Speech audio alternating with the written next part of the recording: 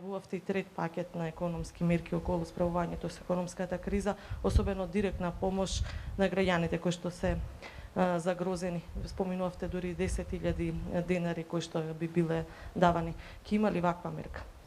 Економскиот пакет, јас некни најавив економски пакет. Помина таа дебата на економскиот совет на Социјалдемократскиот сојуз, на кој што учествува премиерот, министерот за финансии, подпредседателката на владата за економски прашања, а и неколку директори на економски институции, Развојната банка, Управа за приходи и така натаму, каде што од прилика димензионираме одредени пакети, но сето тоа владата го преговара.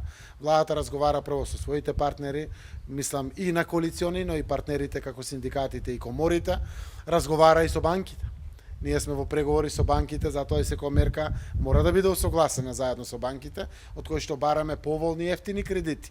Затоа што не смееме да дозволиме да бидеме надвор од ваквиот преговарачки процес, заради тоа што со Светска банка имаме одлична соработка, со ММФ се разговара за следен договор за кредит, а исто така и чекаме позитивни одлуки околу обезбедувањето на евроврзницата во државата, но владата штом ќе биде подготвена, верувам дека ќе ги објави мерките.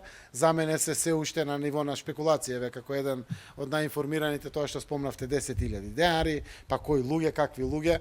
Верувајте, може да има еден амбиент точно кој, но ММФ со своите стручни служби или Светска банка да кажат извинете, ама во светот покажало тоа и тоа резултат. Треба да биде таму и таму тоа насочено. Затоа до сега е само на ниво на дебата, тоа на крајот владата е конечно таа што ќе донесе одлуките и ќе ги соопшти.